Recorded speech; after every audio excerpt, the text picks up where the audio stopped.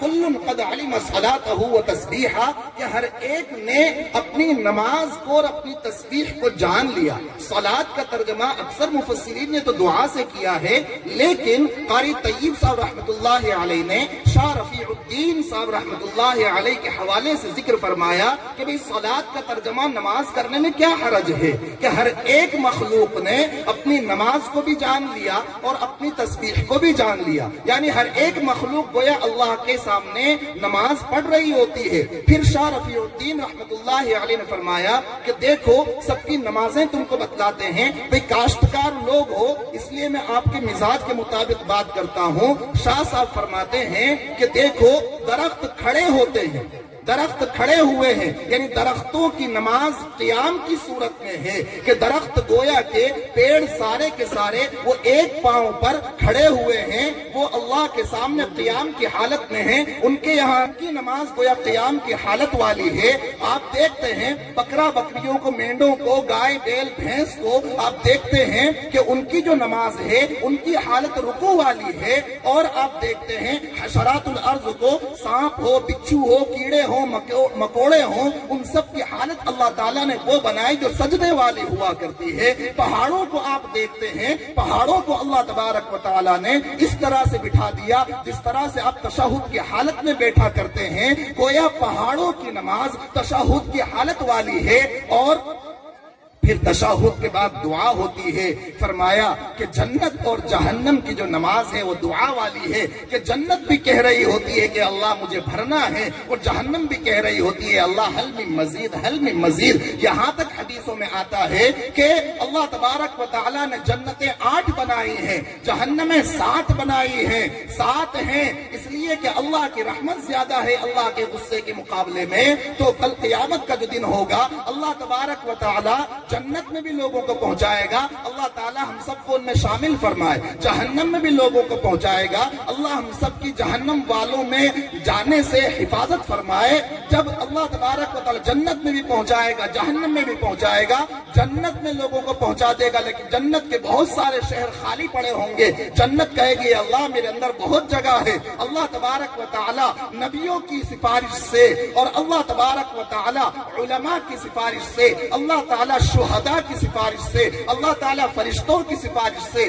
اللہ تعالیٰ ایمان والے نیک لوگوں کی سفارش سے جہنم سے بہت سارے لوگوں کو نکالے گا۔ آخر میں اللہ اپنے فضل سے، اپنے کرم سے بہت سے لوگوں کو جہنم سے نکالے گا، جنت میں داخل کر دے گا، جنت کو پر فرما دے گا۔ جہنم آواز لگا رہی ہوگی حل من مزید، حل من مزید۔ اللہ تبارک و تعالی اپنا قدم مبارک کما یلیق بشأنہ و جلالہ جہنم پر رکھے گا۔ جہنم کہے گی قط قط، یعنی کہ بس بس، اس کا ایک حصہ دوسرے حصے سے سکڑ جائے گا، وہ بھی بھر جائے گی۔ تو جنت اور جہنم کی نماز گویا دعا ہے۔ یہ تو ایک رکعت ہوئی، باقی دوسری رکعت بھی تو پڑھتے ہیں، تیسری رکعت بھی تو پڑھتے ہیں۔ تو فرمایا کہ چاند کو نہیں دیکھتے، سورج کو نہیں دیکھتے، ستاروں اور سیاروں کو نہیں دیکھتے کہ ان میں حرکت، گردش، دوران، چلنا پھرنا، بار بار آنا جانا اللہ تعالیٰ نے رکھا تھا۔ سورج کل آیا کل پھر آئے گا، چاند کل آیا آئندہ کل پھر آئے گا۔ اسی طریقے سے گویا دوسری جو رکعت ہے، پہلی رکعت میں جتنا کچھ پڑھا ہوتا ہے دوسری رکعت میں وہی پڑھ رہے ہوتے ہیں۔ یہ گردش جو اللہ رب العزت نے چاند سورج میں رکھی ہے وہی ہم کو دوسری رکعت، تیسری رکعت، چوتھی رکعت کی شکل میں دی گئی ہے۔ عجیب بات یہ ہے کہ کائنات کی تمام مخلوقات کی جتنی نمازیں تھی اللہ تبارک و تعالی نے ہم تمام کو جمع کر کے ایک ساتھ عطا فرما دی ہے۔ اللہ تبارک و تعالی ہم سب کو 5 وقت کا نمازی بننے کی توفیق عطا فرمائے۔ یہ پڑھیں گے نا 5 وقت کی نماز پابندی سے انشاءاللہ؟ کون کون پڑھے گا ذرا ہاتھ اٹھائیں۔ سب پڑھیں گے انشاءاللہ، زندگی بھر تک پڑھتے رہیں گے۔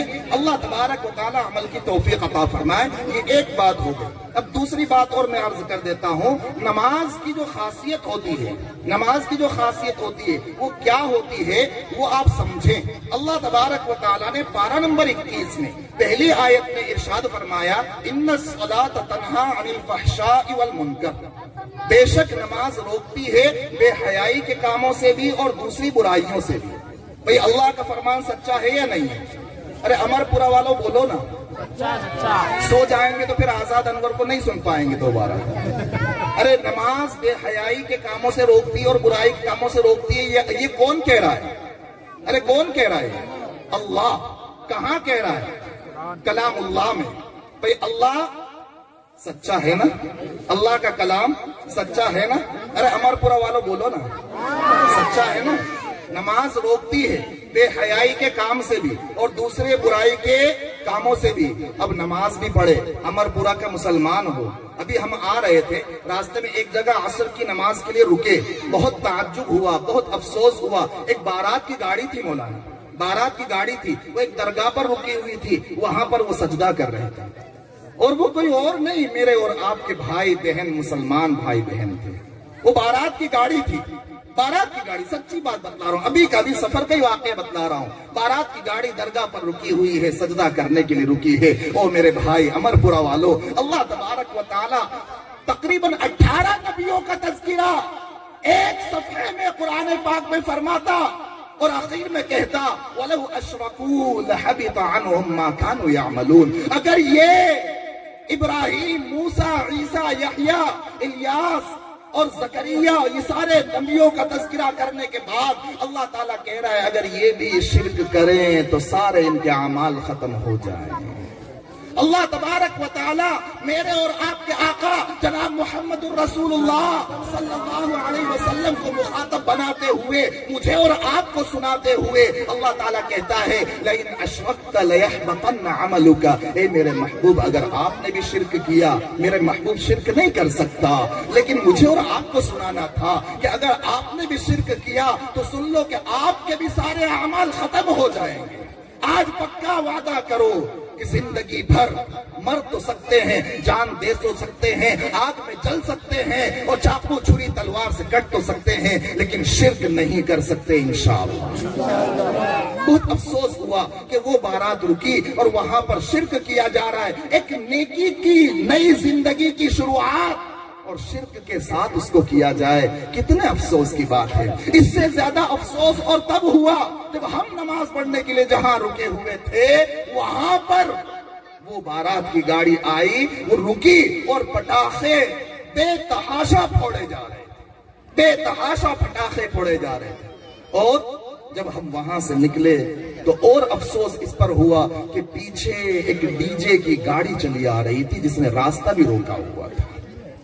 او میرے امر پورا کے بھائیو، آپ تو بڑے نیک لوگ ہیں، آپ تو بڑے نیک لوگ ہیں، آپ ایسے نہیں ہوں گے، آپ ایسے نہیں ہوں گے، لیکن دیکھو اللہ تعالیٰ کیا کہہ رہا ہے، نماز روکتی ہے بے حیائی سے بھی اور برائی سے بھی، نماز روکتی ہے کہیں شرک کرنے سے بھی، نماز روکتی ہے، نماز روکتی ہے یہ پٹاخے پھوڑنے والی بے حیائی سے، نماز روکتی ہے یہ شادیوں میں جو باراتوں میں عورتیں بے پردہ ہو کر جا رہی ہوتی ہیں، نماز روکتی ہے فضول خرچیاں کرنے سے، نماز روکتی ہے اسٹیج لگا لگا کر ہلدیوں کے ناموں پر اور بارات کے ناموں پر گانے باجے اور ڈی جے بجانے سے، نماز روکتی ہے سود سے، بیاج سے، رشوت سے، نماز روکتی ہے سموہ لون کی نحوست سے، نماز روکتی ہے یہ ساری کی ساری برائیوں سے کہ انسان کی یہاں شادی مبارک نکاح کا موقع ہو اور انسان باہر سے گانے اور ناچنے والیوں کو آرکیسٹرا کو لے کر آتا ہو۔ ان الصلاۃ تنہا عن الفحشاء والمنکر۔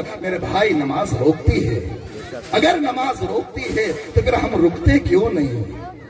سوال ہے نا بھئی، سوال پیدا ہوتا ہے، نماز روکتی ہے تو ہم رکتے کیوں نہیں؟ بھئی آج پکا ارادہ کرتے ہیں نا، پکا ارادہ کرتے ہیں نا، 5 وقت کی نماز پابندی سے پڑھیں گے انشاءاللہ۔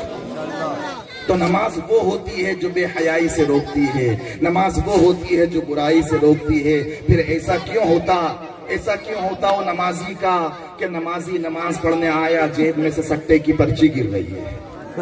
پھر ایسا کیوں ہوتا کہ نمازی نماز پڑھنے آیا اور دعا میں مانگ رہا ہے اللہ میرا جو نمبر میں نے سوچا ہے لگایا ہے اللہ وہ نمبر لگوا دینا۔ وہ سیندوا الحمدللہ جیسے مولانا نے بتلایا 16 سال تدریس کی، الحمدللہ 16 سال، اب بھی ایک مدرسے کی خدمت ہے اور ایک دوسرے مدرسے میں جا کر ابو داؤد شریف پڑھاتا ہوں، اللہ کا فضل ہے۔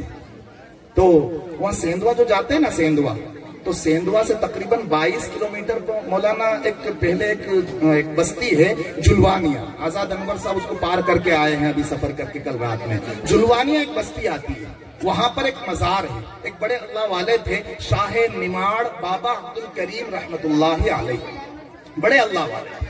دیکھو بہت توجہ سے سننا، بہت کم وقت میں بات کو سمیٹنے کی کوشش کروں گا انشاءاللہ، اس لیے کہ وقت زیادہ نہیں ہے، خون کی بھی ہے، آپ حضرات کو بھی بہت سارے تقاضے ہیں، اور یہ مولانا صاحب نے بتلایا مجھے، وہ مدرسے کے جو ذمہ دار ہیں انہوں نے بتلایا کہ رات کے وقت میں لوگوں کا جمع ہونا بڑا مشکل ہوتا ہے، بڑے مجاہد لوگ ہیں، آپ رات کے وقت میں بھی جمع ہو رہے ہیں ماشاءاللہ۔ تو وہ جو جلوانیاں ہیں نا، دیکھو بہت کام کی بات بتلا رہا ہوں، جلوانیاں ہیں، وہاں پر جو بابا عبد الکریم رحمت اللہ علیہ دفن ہیں، تو وہ بڑے اللہ والوں میں سے تھے، بڑے اہل اللہ مشائخ میں سے تھے، اور وہ جو ہوتے ہیں نا، ارے کون نمبر والے، ارے نہیں سمجھے، بندی والے، 1 2 3 سے لے کر بندی تک جو چلتے ہیں، آپ تو نیک لوگ ہیں ماشاءاللہ، آپ کے یہاں نہیں ہوں گے، لیکن مسکراہٹیں بتا رہی ہیں کہ کچھ نہ کچھ دال میں کالا ہے۔ تو وہ بعض لوگ ایسے ہوتے ہیں نا، بعض لوگ ایسے ہوتے ہیں جو مولانا صاحب کے پاس بھی آ جاتے ہیں، مولانا صاحب کوئی وظیفہ ہو تو بتلاؤ نا کہ نمبر میں 1 لگاؤں، 1 ہی رات میں مالا مال ہو جاؤں، مولانا صاحب کے پاس بھی آ جاتے ہیں، اور کہاں کہاں نہیں جاتے وہ تو بتانے کی ضرورت ہی نہیں ہے۔ تو وہ بابا عبد الکریم رحمت اللہ علیہ کے پاس لوگ پہنچا کرتے تھے، تو وہ ایسے اہل اللہ میں سے تھے، صاحب کشف تھے، کہ کوئی اگر برے ارادے سے آتا نا، برے ارادے سے نمبر معلوم کرنے کے لیے آ رہا ہے کہ تری یا چوکی یا پنجی ہے نا، اگلا لفظ تو بولنا اچھا نہیں لگے گا، نہیں پنجی کے بعد جو بولنا وہ لفظ تو اتنی ہمت نہیں میرے اندر کہ وہ لفظ میں اپنی زبان سے ادا کروں۔ تو صاحب کشف تھے، کوئی آتا ہوا ہوتا نا، دروازے کے قریب پہنچتا تھا تو اللہ تعالیٰ دل پر القاء فرما دیتا تھا، اور یہیں سے بیٹھے ہوئے وہ دروازے پر سے آنے والے کو کہتے جا جا جا، نکل نکل نکل، یہیں سے فرما دیتے کہ یہ برے ارادے سے آ رہا ہے، یہیں سے دھتکار دیتے اس کو، نکل نکل، یہیں سے فرما دیتے، نکال دیتے اس کو۔ لیکن وہ بھی اتنے پکے والے ہوتے تھے کہ وہ گنتے تھے کہ بابا نے نکل نکل نکل کتنی بار کہا، جا جا جا کتنی بار کہا، اگر 3 مرتبہ کہا تو مطلب اتنے پکے والے ہوتے تھے۔ آپ تو ماشاءاللہ یہاں ایسے لوگ نہیں ہیں، لیکن میرے بھائیو نماز پڑھیں گے نا پابندی سے انشاءاللہ، ہے نا، 10:15 تک کا میں نے وعدہ کیا ہے، 10:15 تک انشاءاللہ میں بات ختم کر دوں گا، تو بھئی نمازیں پڑھیں گے نا۔ اب نماز کا کام کیا ہوتا ہے؟ نماز روکتی ہے بے حیائی کے کاموں سے، نماز روکتی ہے کس کے کاموں سے؟ ارے بھائی بولو، بے حیائی کے کاموں سے۔ اب آپ بتلاؤ کہ اسٹیج پر اپنی جوان بہوؤں کو اور بیٹیوں کو شادی کے موقع پر نچانا بے حیائی ہے یا شرم و حیا کا کام ہے؟ ارے زور سے کہو نا، بے حیائی ہے یا نہیں ہے؟ تو آج پکا وعدہ کرتے ہیں کہ کسی بھی شادی کے موقع پر ہم اپنے گھر میں ڈی جے باجے نہیں بجائیں گے انشاءاللہ۔ ہم اپنے گھر میں کسی بھی شادی کے موقع پر ہلدی ہو، مہندی ہو، یا ایک نکاح ہو، ولیمہ ہو، یا کوئی اور خوشی کا موقع ہو، ایسے خوشی کے موقع پر، ایسے مبارک موقع پر اپنی بہوؤں کو، بیٹیوں کو بے حیا بے غیرت بنا کر ناچ اور ڈانس بالکل نہیں کروائیں گے انشاءاللہ۔ آرکیسٹرا کو اپنے گاؤں میں بالکل نہیں بلائیں گے انشاءاللہ۔ سود پر پیسہ نہ دیں گے نہ لیں گے انشاءاللہ۔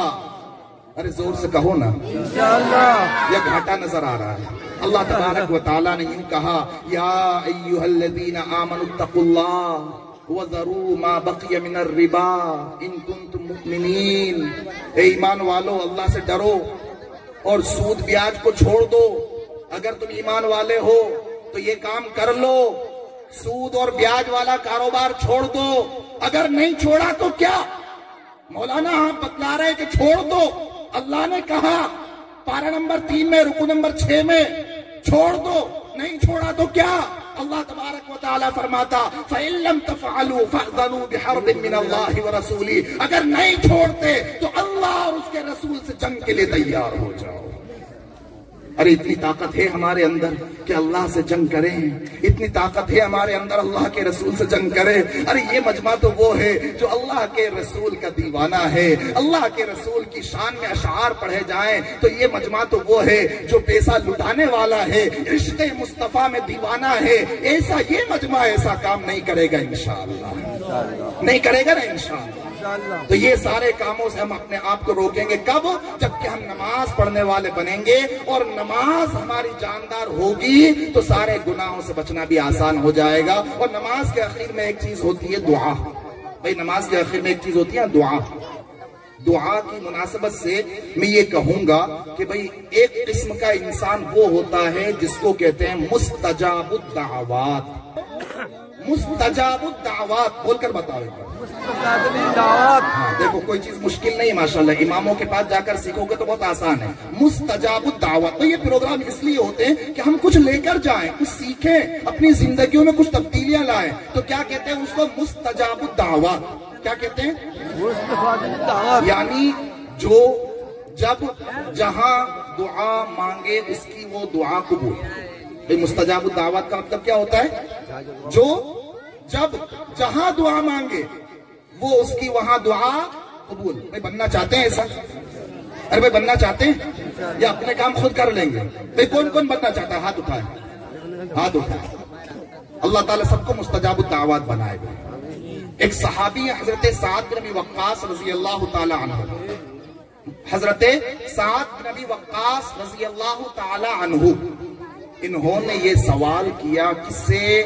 میرے اور آپ کے آقا جناب محمد الرسول اللہ صلی اللہ علیہ وسلم سے، یا نبی اللہ ادعو اللہ ان یجعلنی مستجاب الدعوات۔ اے اللہ کے نبی صلی اللہ علیہ وسلم، آپ اللہ سے دعا کر دیجئے کہ اللہ تعالیٰ مجھے مستجاب الدعوات بنا دے۔ یہ کتنا اچھا سوال کیا انہوں نے، کتنی اچھی درخواست کی۔ ہم سب کے لیے مسئلہ حل ہو گیا نا؟ بھئی ایک علاج بتلایا۔ کتنے علاج بتلائے؟ ایک۔ بھئی وہ کام کریں گے انشاءاللہ؟ ارے کریں گے نا انشاءاللہ؟ کون کون کرے گا؟ سب کریں گے نا انشاءاللہ؟ آقا علیہ السلام نے ارشاد فرمایا، یا سعد طیب مطعمک تکن مستجاب الدعوات۔ اے سعد اپنی غذا، اپنی خوراک، اپنی کمائی حلال رکھنا، پاکیزہ رکھنا، تو مستجاب الدعوات بن جائے گا۔ اپنی کمائی کیسی رکھنا؟ حلال رکھنا، تو مستجاب الدعوات بن جائے گا۔ تو اپنی کمائیوں کو حلال رکھیں گے انشاءاللہ۔